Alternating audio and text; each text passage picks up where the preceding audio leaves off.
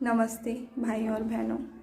आज मैं आपको सारी 56-57 की कहानी सुनाती हूँ, शुरू से लेके अब तक की। 56-57 का इनको जब मतलब ग्रुप सी और ग्रुप डी इनका पेपर का जब याद आया, जब मतलब इलेक्शन सर पे थे। उन्होंने फॉर्म तो पहले भरवा लिए, फिर उन्होंने प्री का पेपर दिया।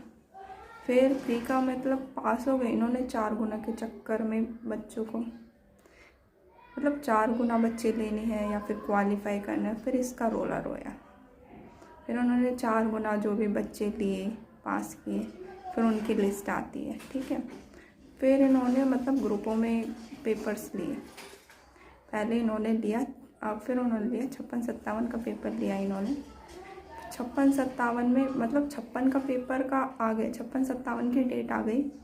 56 का पेपर होने वाला था उससे, ठीक है। तो वो कुछ मतलब कोर्ट में ऐसा मामला हुआ कि वो उन्हें कैंसिल करना पड़ा। तो सरकार ने सोची कि अब हम 57 का पेपर लेंगे पहले। तो उस दिन क्या उन्होंने फिर कहा कि हाँ 57 का पेपर लेंगे। तो पहले इन्होंने फिर 57 का पेपर लिया और उससे नेक्स्ट डे इन्होंने 56 का पेपर लिया। 57 का जो पेपर था उसमें से 41 क्वेश्चन रिपीट हुए थे 56 के पेपर। अब 56 का पेपर जब मैं देने गई तो उसमें तो रिपीट थे क्वेश्चन 41। मेरा तो भाई मूड ख़राब हो गया देखते ही पेपर को। पापा पूछते हैं मेरे से, बेटा पेपर कैसा गया? तो मैंने कहा पापा रद्द होएगा ये पेपर। तो गया अब जैसा भी गया, क्योंकि 41 क्वेश्चन रिपीट थे। अब यार एक बात सोचो तुम कि मतलब ऐसा कभी देखा है किसी एग्ज़ाम में कि मतलब 41 क्वेश्चन जो पहले एक दिन पहले एग्ज़ाम हुआ है उसके ही 41 क्वेश्चन नेक्स्ट डे आ जाते तुम्हारे पेपर में? किसी में हुआ है? ये सिर्फ हमारी HSSC ही कर सकती है। पता नहीं कैसे लोग बिठा रखे हैं इन्होंने कि मतलब पेपर ही बनाना नहीं आता। चलो जो हुआ तो हुआ। फिर उसके बाद क्या होता है? उसके बाद पेपर हो लिया सब कुछ, फिर भाई 41 क्वेश्चन रिपीट, 41 क्वेश्चन रिपीट, मतलब अखबारों में, यूट्यूब्स पे, सब में। उसका देख देख के हमारा और दिमाग ख़राब कि रद्द होगा क्या होगा।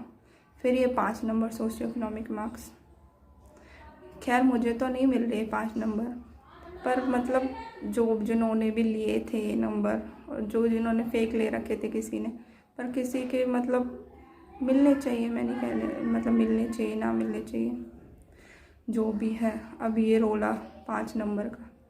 फिर अब इन्होंने जैसे जैसे अब चुनाव आते जा रहे हैं तो उन्होंने कुछ ग्रुपों के और पेपर करवाए उनके, तो उन्होंने मतलब पेपर भी रिजल्ट भी दे दिए।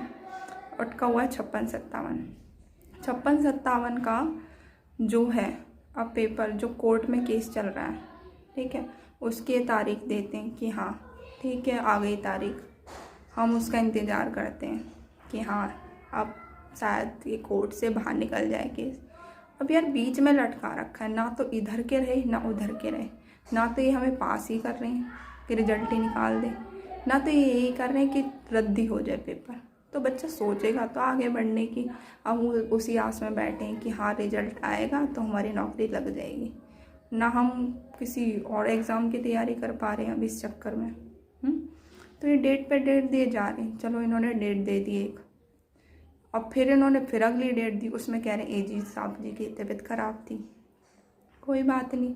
फिर उन्होंने एक और डेट दी,